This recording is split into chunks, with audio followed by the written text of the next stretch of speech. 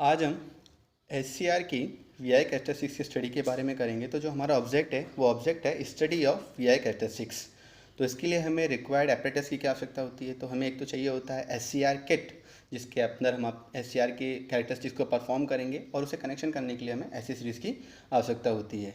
अगर हम एचसीआर की थ्योरी के बारे में पढ़ें तो हम देखते हैं कि एचसीआर के 3 टर्मिनल होते हैं, जिसे हम बोलते हैं एनोड, कैथोड और गेट। अगर हम इसके कंस्ट्रक्शंस की बात करें तो इसमें 4 लेयर डिवाइस होती है, 3 जंक्शन होते हैं, जिसके अंदर तीनों जंक्शन होते हैं, जिसमें J1 और J2 हाईली डोपेड होता है, जबकि J2 लाइटली डोपेड होता है। J2 लाइटली डोपेड की वजह से उसका इंटरनल डिफ्लेक्शन लेयर विड्थ बड़ी होती है। अगर मैं इसके ट्रांजिस्टर टर्मिनोलॉजी की बात करूं तो ट्रांजिस्टर टर्मिनोलॉजी के अंदर यहाँ पे 2 ट्रांजिस्टर रहते हैं, एक NPN और PNP। ये दोनों आपस में लैच में कनेक्टेड होते हैं, जिससे एक बार अगर ट्रांजिस्टर T1 ऑन होता है तो T2 ऑफ होता है, और T2 ऑन होता है तो T1 ऑफ होता है। अगर मैं साथ ही अगर इसके कनेक्शंस की बात करूं, अगर मैं इसके आइडियल कैरेक्टरिस्टिक्स की बात करूं, तो मैं अगर आइडियल कैरेक्टरिस्टिक्स की बात करूं तो यहाँ पे एनोड जो होता है वो कैथोड के रेस्पेक्ट में पॉजिटिव होता है, जबकि कैथोड जो होता है वो एनोड के रेस्पेक्ट में नेगेटिव होता है। यहाँ पर जो गेट होता है वो एचसीआर को ऑपरेट करने के लिए यूज़ में लिया जाता है। जैसे कि हमने यहाँ पे कंस्ट्रक्शन में देखें तो P1 की तरफ एनोड कनेक्ट है, जबकि N2 की तरफ कैथोड कनेक्ट है, और P2 जो लेयर है उस पर गेट को कनेक्ट कर रखा है। अब इसके मैं अगर आइडियल कैरेक्टरिस्टिक्स की बात करूं तो आइडियल कैरेक्टरिस्टिक्स के अंदर अगर मैं वी आई और आइडियल की बात करूं, वी आई के बीच में ग्राफ बनाता हूं, तो अगर मैं एनोड और कैथोड के रेस्पेक्ट में वोल्टेज सोर्स लगाता हूं तथा गेट पर भी मैं एक वोल्टेज सोर्स लगाता हूं उसको ऑपरेट करने के लिए, तो जब मैं एनोड और कैथोड के रेस्पेक्ट में वोल्टेज सोर्स लगाता हूं और वहां पर अगर वोल्टेज अप्लाई करता हूं तो वहां से लीकेज करंट फ्लो होता है, जिससे मैं लीकेज करंट ये बताता है। अगर मैं गेट करंट अप्लाई करता हूँ, अगर सफिशिएंट गेट करंट आने पर अगर एथोड और कैनोड के रेस्पेक्ट में वोल्टेज लगता है तो वो फायर हो जाता है। यहाँ पर फायर एंगल जो होता है वो IG पर डिपेंड होता है। तो मैं ये भी बोल सकता हूँ कि मेरा जो अल्फा इजिकल टू होता है फायर एंगल, वो इन्वर्स प्रोपोर्शनल होता है 1/IG। अगर मैं IG की वैल्यू को बढ़ाऊंगा तो मेरा फायर एंगल की वैल्यू घटेगी।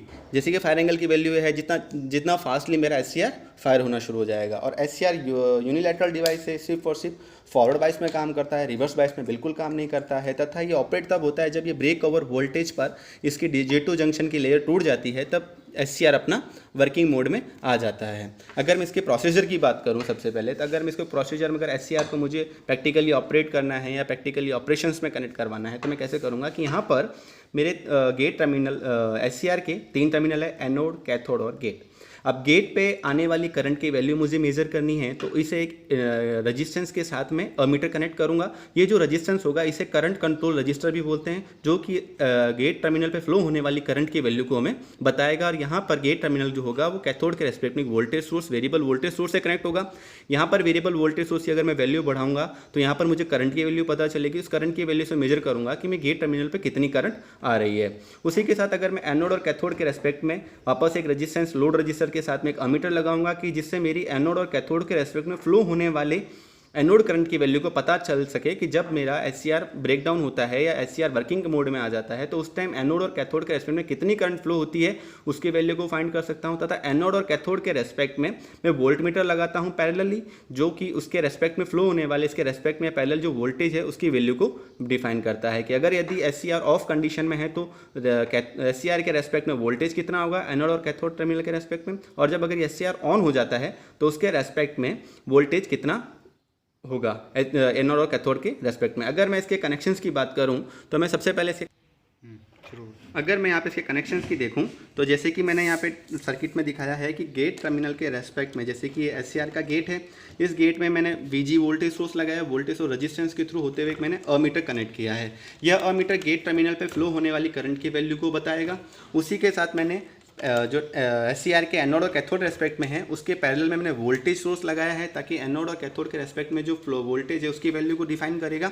और तथा साथ ही इसमें रेजिस्टेंस के थ्रू, अमीटर के थ्रू रेजिस्टेंस से कनेक्ट किया ताकि एनोड और कैथोड के रेस्पेक्ट में फ्लो होने वाली करंट की वैल्यू को बताएगा।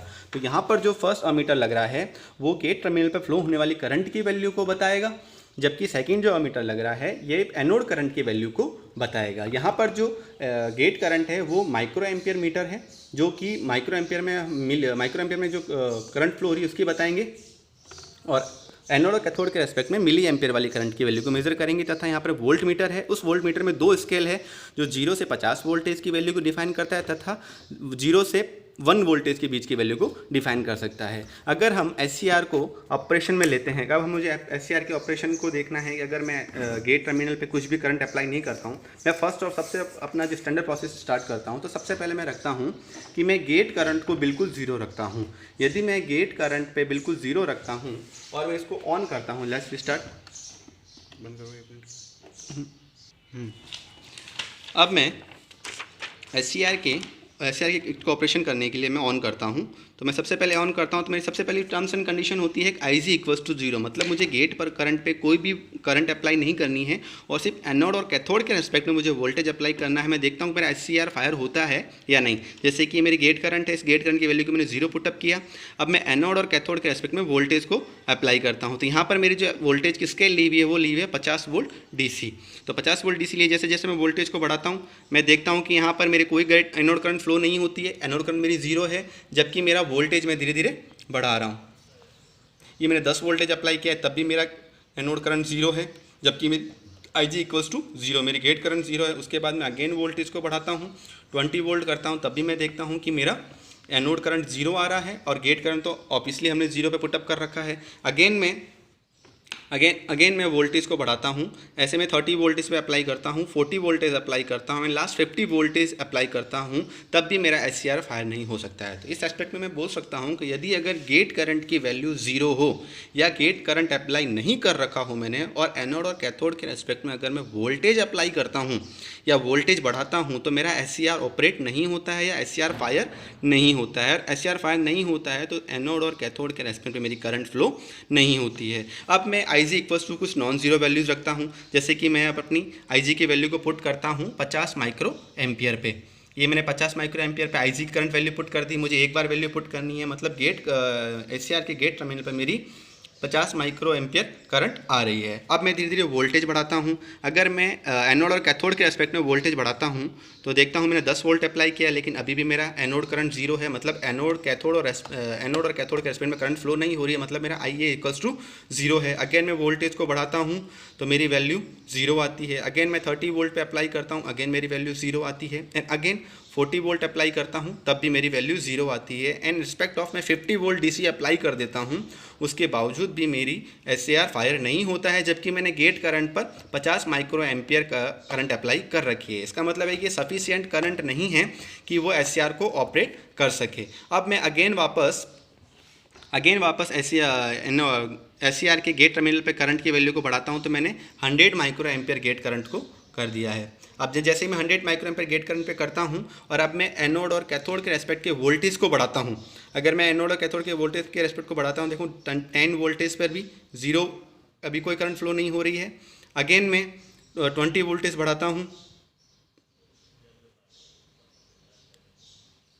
तब भी मेरी कोई करंट फ्लो नहीं हो रही है, तब भी मेरी एनोड करंट फ्लो नहीं हो रही है। अगेन मैं उसको, अब जैसे ही मैंने 30 वोल्ट के आसपास लिया तो मेरी एनोड करंट जो है वो बढ़ गई है, जबकि एनोड और कैथोड के रेस्पेक्ट में जो वोल्टेज है उसकी वैल्यू आ गई है 0.8 वोल्ट, मतलब 0.8 वोल्ट कुछ समथिंग 2-3 पॉइंट्स वोल्टेज आ रहा है, मतलब SCR मेरा फायर हो चुका है।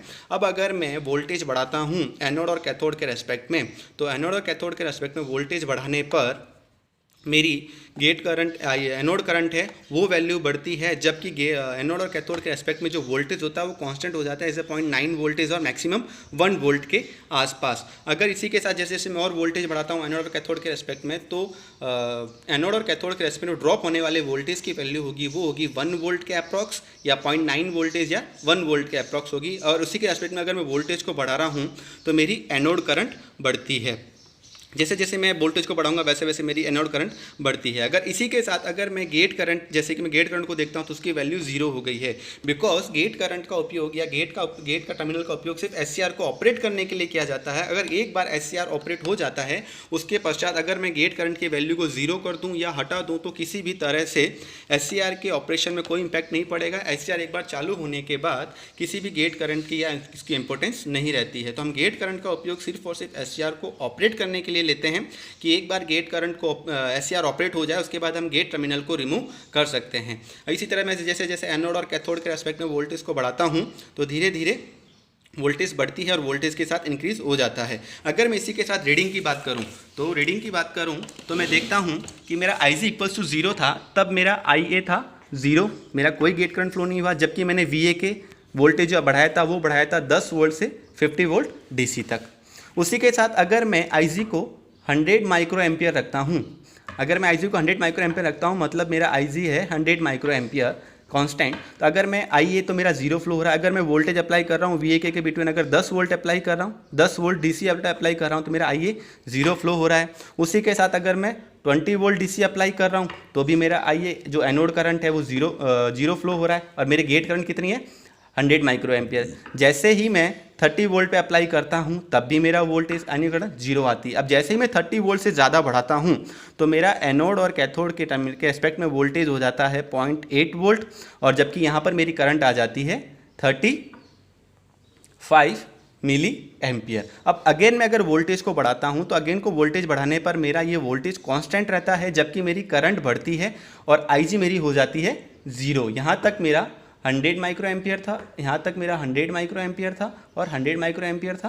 पर जैसे ही एससीआर के अंदर एनोड करंट फ्लो होती है, गेट करंट की वैल्यू 0 हो जाती है तथा आई ए की वैल्यू मेरी बढ़ती है। अब जैसे जैसे रेस्पेक्ट में मेरी वैल्यू बढ़ती है तो इसके रेस्पेक्ट का वोल्टेज बढ़ता रहता है 45 milliampere and 50 milliampere, और इसी तरह मेरा वोल्टेज जो होता है 0.8 वोल्टेज आता है तथा करंट हो जाता है मेरा गेट करंट 0 हो जाता है। इस प्रकार हम इसकी रीडिंग को ले सकते हैं। अब हम इसकी ग्राफ को भी शो कर सकते हैं। अगर मैं ग्राफ की वोल्टेज को लूँ तो ये मैंने लिया वोल्टेज और यहाँ लिया मैंने करंट। यहाँ पर मैंने आई ए की वैल्यू पुटअप की, मैं रेस्पेक्ट में मानता हूँ यहाँ 0, मैंने अप्लाई किया 10 volt, 20 volt, 30 volt, 40 volt and 50 volt. अगर उसी के साथ अगर मैं 10 वोल्ट अप्लाई कर रहा हूँ तो मेरा आई जी एनोड करंट कितना फ्लो हो रहा है 0 फ्लो हो रहा है, तो ये मेरा 0 है। जैसे कि मैं लेता हूँ यहाँ पर 10 milliampere, 20 milliampere, 30 milliampere, 40 milliampere and 50 milliampere, ये मेरा एनोड करंट है। जैसे ही मैंने 10 वोल्ट बढ़ाया तो मेरी करंट 0 थी, 20 बढ़ाया तब भी मेरी 0 थी, 30 बढ़ाया तब भी मेरी 0 थी। अब जैसे ही मैंने आगे बढ़ाया तो मेरा वोल्टेज शिफ्ट हो गया 0.8 वोल्ट, मतलब मैंने 0.8 वोल्ट पे शिफ्ट हो गया। 0.8 वोल्ट पे शिफ्ट होने के साथ मेरी करंट की वैल्यू आ गई 35 मिली एम्पियर। तो मेरे 35 मिली एम्पियर जो मेरी करंट आएगा तो यहाँ पर आएगा, इस जगह इस पॉइंट पे आएगा मेरा 35 में मानता हूँ, ये मेरा 35 मिली एम्पियर है। उसी के साथ जैसे मैं अगेन बढ़ाता हूँ तो 40 मिली एम्पियर आता है, वोल्टेज मेरा 0.8 रहता है। उसी के साथ मैं आगे बढ़ाता हूँ तो 45 एंड 50 रहता है। अगर मैं यहाँ पर ग्राफ को ड्रॉ करूँ तो मैं देखता हूँ इसी के साथ ये फायर होता है और ये मेरी गेट करंट आती है। तो यहाँ पर ये जो फायर एंगल है ये किस पे डिपेंड करता है, फायर एंगल डिपेंड करता है 1/IZ पे। इस तरह मेरा प्रैक्टिकल जो मुझे ग्राफ मिलेगा, प्रैक्टिकल ग्राफ इस तरह से मिलेगा। और यहाँ पे बोल सकता हूँ ये जो मेरा फायर एंगल है ये फायर एंगल IZ पे डिपेंड करता है। अगर IZ की वैल्यू मैक्सिमम होती है तो मेरे फायर एंगल कम होता है, और जैसे ही IZ की वैल्यू कम होती है तो मेरा फायर एंगल ज़्यादा हो सकता है। इस प्रकार हम SCR के कैरेक्टरिस्टिक्स को प्रैक्टिकली हम प्रूव कर सकते हैं। Thank you.